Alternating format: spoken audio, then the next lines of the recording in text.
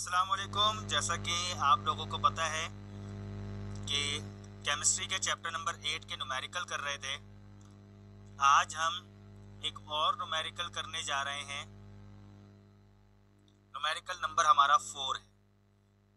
एक chemical reaction है F2 2ClO2 arrow 2FClO2। अब इसमें इन्होंने क्या कहा है,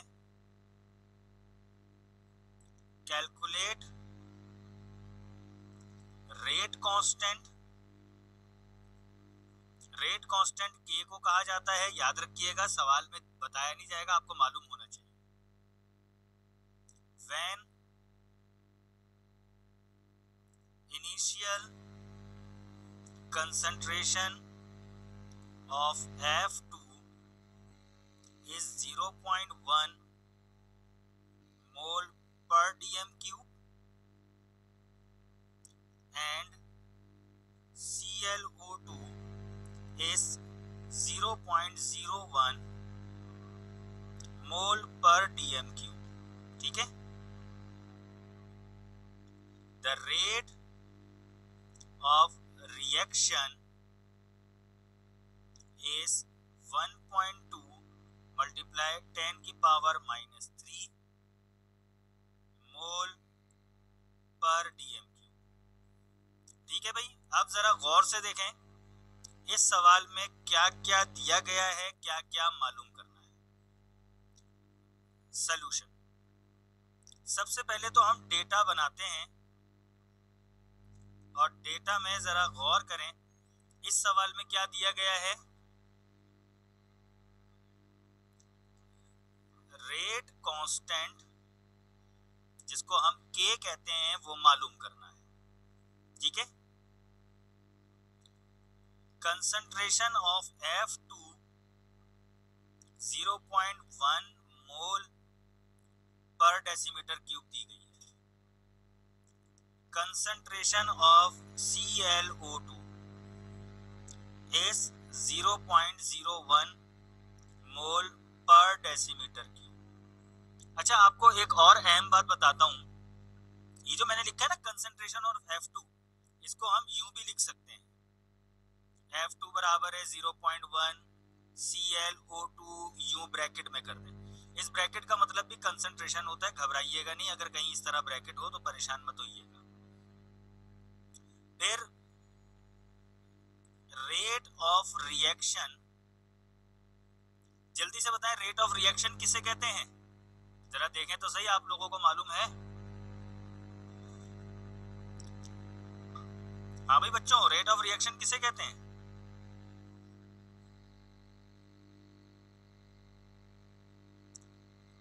आवाज आ रही है मेरी? कोई बताएगा रेट ऑफ रिएक्शन किसे कहते हैं? Sir dx upon dt। Sir dx upon dt। शाबाश, ये हमारे बच्चों में ये एक अच्छी बात है कि जवाब माशाल्लाह सही देते हैं। देर से देते हैं, इंतजार करते हैं कि पहले कोई और दे दे, लेकिन चले दे दे अच्छा है। Rate of reaction dx upon dt कहलाता है। कितना है? 1.2 10 की पावर -3 मोल पर डेसीमीटर क्यूब। अब जल्दी से बताएं सबसे पहला काम मैंने क्या करना है? न्यूमेरिकल को सॉल्व करने के लिए सबसे पहला काम क्या करना है?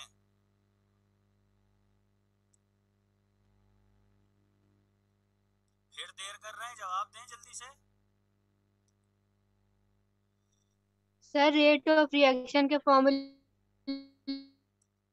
से रेट कांस्टेंट का फॉर्मूला बनाना है। चलो K निकालना है, K। गलत गलत। हम K का फॉर्मूला या रेट ऑफ रिएक्शन का फॉर्मूला तब बनाएंगे जब हमें रेट एक्सप्रेशन मालूम होगी। सबसे पहले तो हम रेट एक्सप्रेशन निकालेंगे, सही है, according sir given equation. Sir K मालूम करना है हमने, तो इसके अंदर तो ये हाँ तो K तो बेटा तब मालूम होगा सर ना। आपकी आवाज हल्की हो गई बहुत। अच्छा, अब सही आ रही है आवाज? अब सही आ रही है? आवाज सही है बेटा मेरी?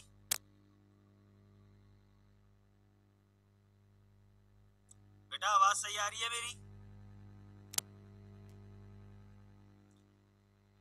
जल्दी से जी बताएं। सर अब सही आ रही। तो हम रेट एक्सप्रेशन सबसे पहले निकालते हैं, जिसको हम कहते हैं कि हमारा ये फॉर्मूला बनेगा। हर इक्वेशन की रेट एक्सप्रेशन डिफरेंट होती है। dx upon dt is equal to k, bracket में आएगा F2 और ब्रैकेट में आएगा ClO2। चूंकि हम यहाँ देखें ClO2 के साथ बाहर 2 लगा हुआ है तो यहाँ 2 पावर पे चला जाएगा। ठीक है भाई, अब हम वैल्यू डालते हैं। K का फॉर्मूला बनेगा dx upon dt divided by F2 की कंसंट्रेशन, ClO2 की कंसंट्रेशन और उसकी पावर। ठीक है, अब मैं वैल्यू डालता हूं। K is equal to 1.2 multiply 10 की पावर -3, ठीक है, डिवाइडेड बाय F2 की कंसंट्रेशन थी 0.1 और ClO2 की कंसंट्रेशन है 0.01 की पावर। ठीक है, अब मैं सबसे पहले 0.01 का स्क्वायर निकालूंगा, इसको 0.1 से मल्टीप्लाई कर दूंगा। डायरेक्ट करके दिखा देता हूं मैं आपको।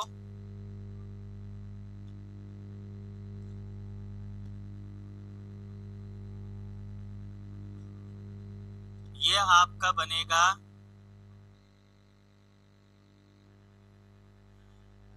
क्या बन रहा है बेटा, बताएगा कोई?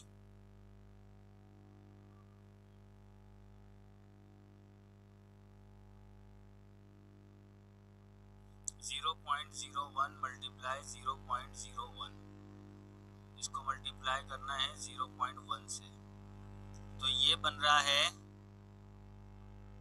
0.1 इंटू 10 की पावर -4। ठीक है, अब मैं इन दोनों को सॉल्व करूंगा तो डायरेक्ट आंसर लिख रहा हूं 1.2 इंटू 10 की पावर 2। अब मुझे एक बात बताएं, क्या ये हमारा आंसर हो गया, यस और नो?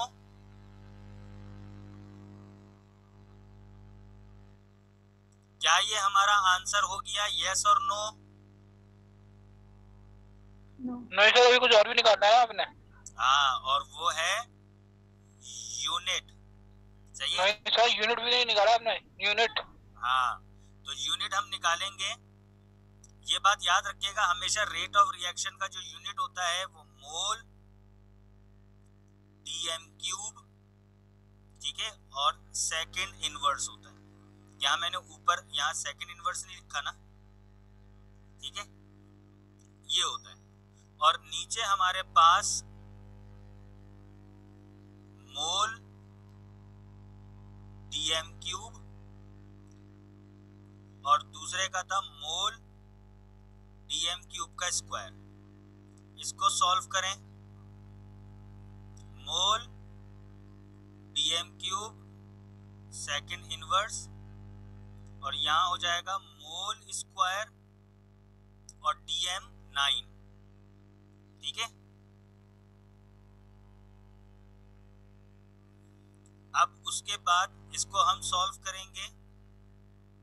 ये हो जाएगा मोल इनवर्स, ये हो जाएगा dm 6 और सेकंड इनवर्स। तो ये हमारा आंसर हो गया मोल इनवर्स, dm 6 और सेकंड इनवर्स। सही है बेटा, ये हमारा यहाँ पर न्यूमेरिकल सॉल्व हुआ। आसान न्यूमेरिकल था, ज्यादा मुश्किल न्यूमेरिकल नहीं था। ठीक है जी, समझ में आ गया आप लोगों को? अब उसके बाद एक और फाइनल न्यूमेरिकल पर आते हैं। वो न्यूमेरिकल है हमारे पास क्वेश्चन नंबर 5। ठीक है, रिएक्शन दिया है जी बेटा।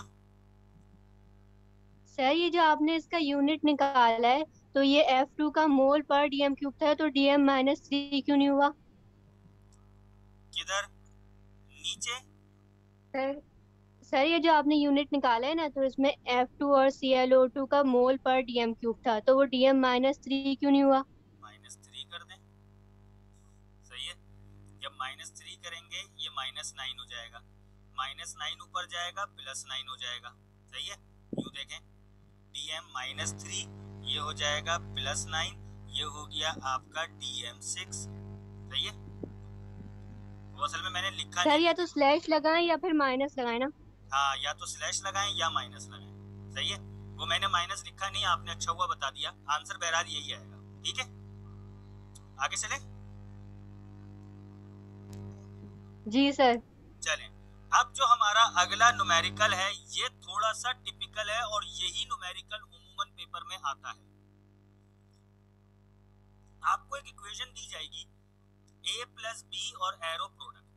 अच्छा ये बात याद रखिएगा, एरो के बाद जो प्रोडक्ट होता है ना उससे हमें कोई सरोकार नहीं है। आपने नोटिस किया होगा हम जितनी भी रेट एक्सप्रेशन बना रहे हैं हम रिएक्टेंट को देख के बना रहे हैं, तो इसका मतलब है प्रोडक्ट से हमें कोई जो है वो लेना देना नहीं है, हमारे लिए रिएक्टेंट अहम है। अब वो ये कहते हैं कि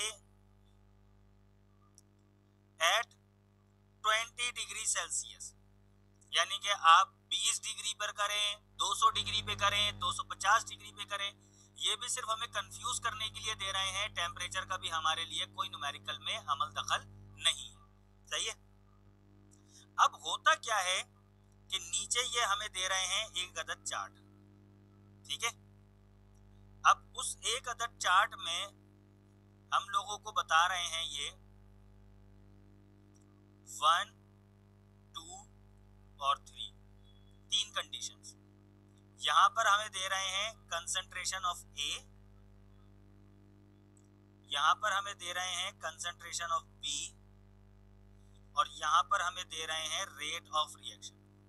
बिल्कुल वैसे ही जैसे हमने कल एक न्यूमेरिकल किया था, लेकिन कल वाले न्यूमेरिकल में तो इन्होंने हमसे 3 चीजें पूछी थी ना, रेट एक्सप्रेशन, रेट कांस्टेंट और ऑर्डर ऑफ रिएक्शन।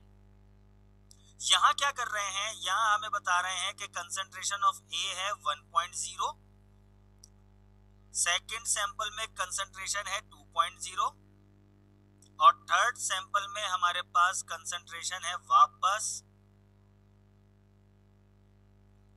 1.0। बी की कंसंट्रेशन दे रहे हैं 0.15, 0.15, 0.2। रेट हमें दे रहे हैं 4.2 10 की पावर -6, 8.4 10 की पावर -6, 5.6 इंटू 10 की पावर -6।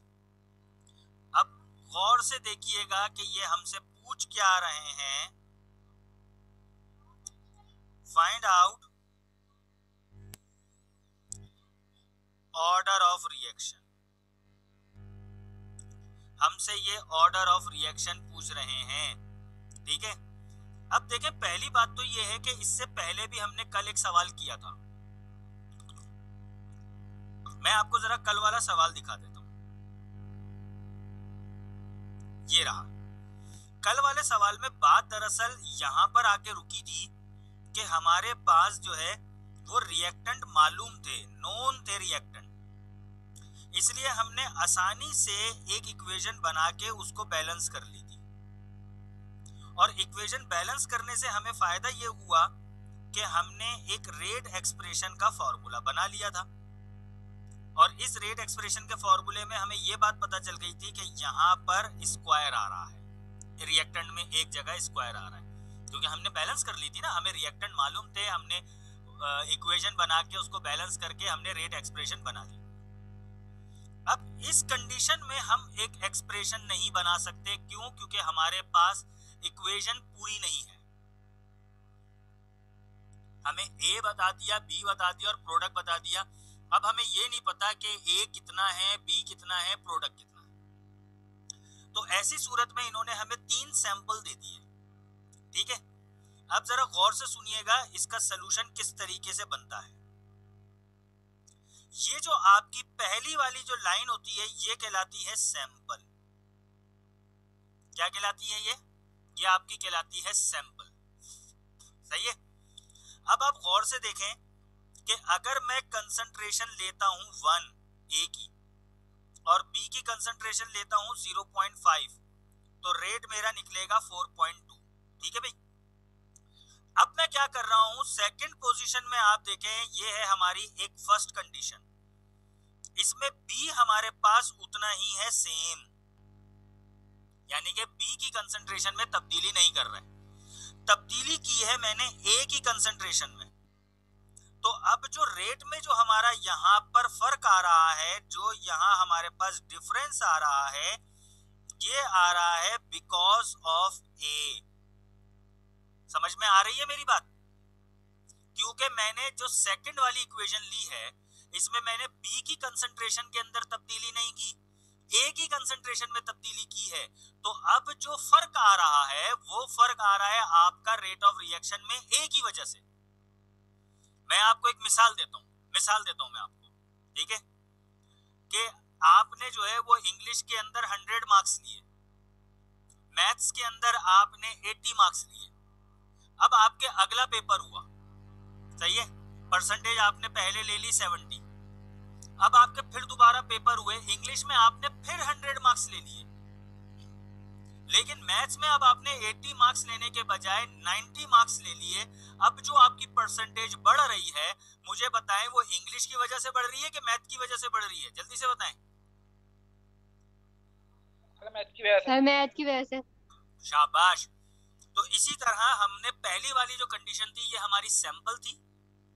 दूसरी वाली कंडीशन में जो रेट ऑफ रिएक्शन हमारा बढ़ रहा है, वो ए की वजह से बढ़ रहा है, क्योंकि हमने ए की कंसंट्रेशन को चेंज किया।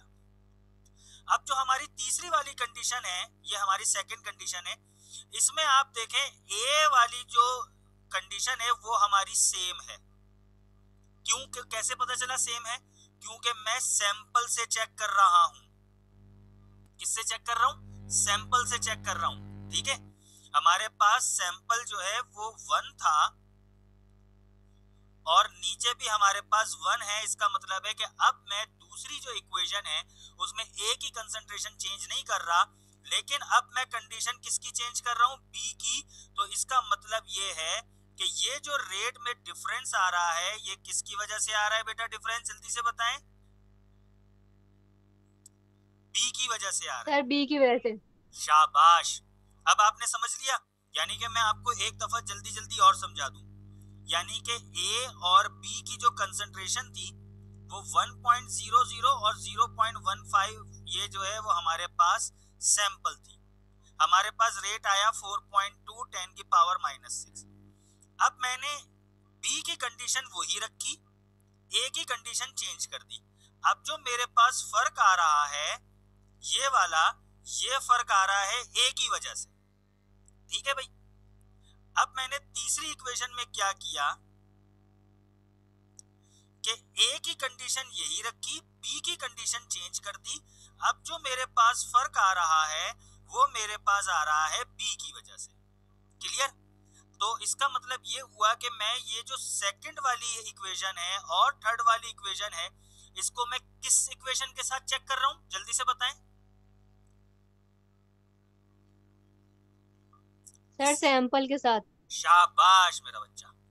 इसका मतलब ये हुआ कि हम जो असल इक्वेशन है हमारी वो है सैंपल, हम सेकंड और थर्ड को चेक कर रहे हैं सैंपल के साथ।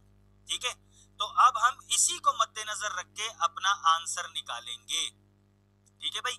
अब हम क्या करते हैं, हमेशा जो सैंपल वाली है वो हम नीचे इक्वेशन रखते हैं। क्या? यानी कि मैं ऊपर रखूंगा A1 वाली कंडीशन, ठीक है,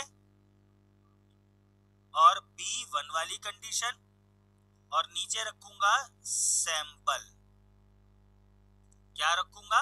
सैंपल। बीच में कोई साइन नहीं होता, इसका मतलब है मल्टीप्लाई। ठीक है भाई। ये मैं किसके लिए कर रहा हूं? पहली वाली इक्वेशन के लिए कर रहा हूं। ये बात याद रखिएगा, ये जो हमारी सेकंड इक्वेशन है ना, इसको मैं पहला कह रहा हूं, क्योंकि पहली वाली इक्वेशन अब काउंट नहीं होगी, वो तो सैंपल है। ठीक है भाई। बिल्कुल इसी तरीके से अगर मैं दूसरी वाली इक्वेशन लेता हूं तो ऊपर मैं क्या रखूंगा? ए सेकंड वाला और बी सेकंड वाला, ठीक है। अच्छा एक काम करते हैं हम, बाज बच्चे इसको ना नंबर ऑफ मोल ना समझें, इसलिए इसको यहां से मिटा दें, ठीक है। इसको आप ना इस तरह लिख लें ताकि आपके लिए आसानी हो जाए। मैं इसको पूरा मिटा के दिखा देता हूँ, ठीक है। और इसको भी हम मिटा देते हैं। ये हो जाएगी आपकी सैंपल, ये हो जाएगी आपकी 1 और ये हो जाएगी आपकी 2, ठीक है। अब मैं लिखूंगा फॉर 1, पहली इक्वेशन की बात कर रहा हूं यानी कि इसकी बात कर रहा हूं।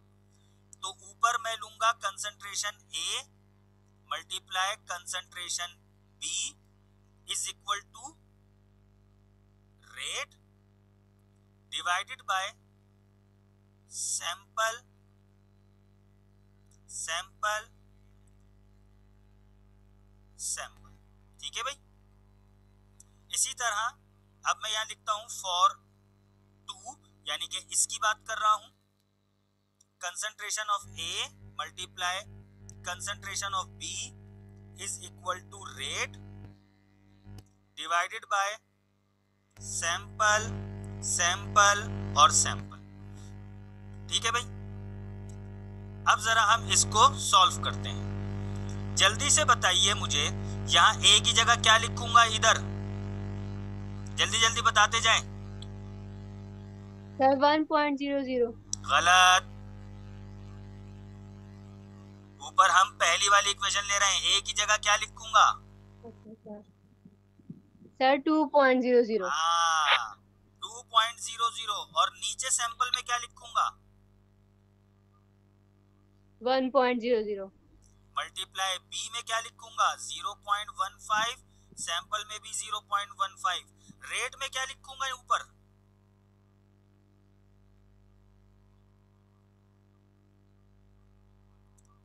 बताएं रेट में क्या लिखूंगा? सर 8.4 मल्टीप्लाई बाय 10 नहीं सर रेट में आप ही लिखेंगे। और नीचे सैंपल लिखूंगा 4.2 10 की पावर -6, सही है। ये बात याद रखना, डिवाइड जो नीचे फ्रैक्शन होता है ना, नीचे सैंपल ही आएगा। ये देखें मैं आपके लिए आसान कर देता हूँ, सैंपल आप पहले से लिख दिया करें भाई। ये देखें सैंपल मैं पहले से ही लिख रहा हूँ हर जगह। बस अब यहाँ ऊपर आएगा 1.00, यहाँ आएगा 0.2, यहाँ आएगा 5.6 10 की पावर -6। अब आपने करना है इसको सॉल्व, ठीक है। 1 को 2 से डिवाइड करेंगे 2 आ जाएगा, मल्टीप्लाई इसको डिवाइड करेंगे 1 आ जाएगा, इसको डिवाइड करेंगे 2 आ जाएगा, ठीक है भाई। इसको डिवाइड किया 2 आ गया, इसको डिवाइड किया 1 आ गया, इसको डिवाइड किया 2 आ गया। अब इसको मल्टीप्लाई करूंगा 2 1 जा 2 इज इक्वल टू 2। अब गौर से देखें दोनों रिएक्टेंट प्रोडक्ट बराबर हो गए या नहीं, इक्वल और नॉट, जल्दी से बताएं। सर हो गए, इक्वल हो गए ना, तो इसका मतलब है ये है आपका फर्स्ट ऑर्डर। क्या है आपका फर्स्ट ऑर्डर? कल मैंने क्या कहा था कि अगर आपने एक थप्पड़ मारा दूसरे ने भी एक थप्पड़ मार दिया, आपने 500 रुपए ही दी थी दूसरे ने भी 500 ही दी थी, तो दोनों एक साथ चल रहे हैं ना, ये फर्स्ट ऑर्डर कहलाता है, ठीक है भाई। अब इस कंडीशन में आए दूसरी जगह, इसको डिवाइड करेंगे 1 आ जाएगा और 0.15 को 2 से डिवाइड करें क्या आएगा?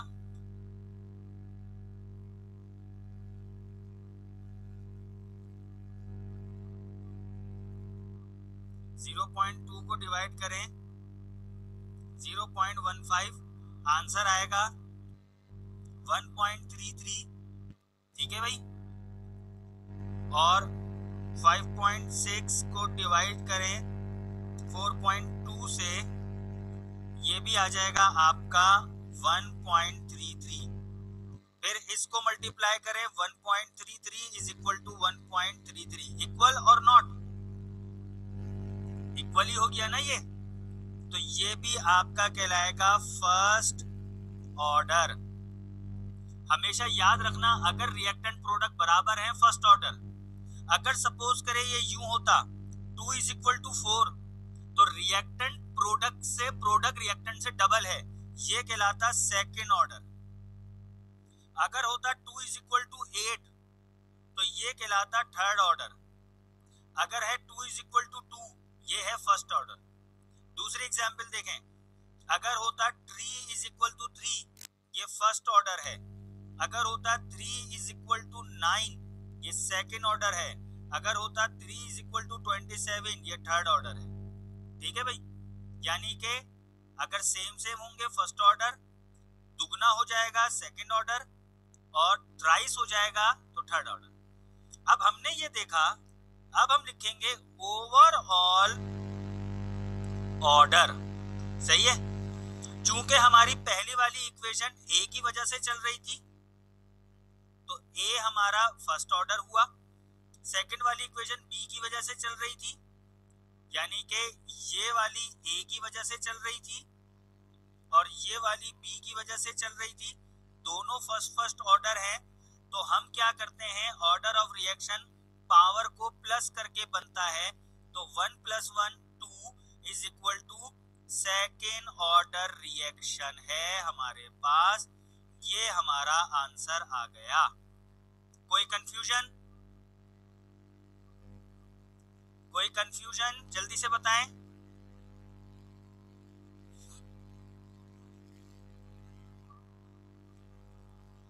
नहीं सर। अब कोई कंफ्यूजन नहीं है तो एक सवाल लें आप। सही है भाई, इक्वेशन है a + b एरो c।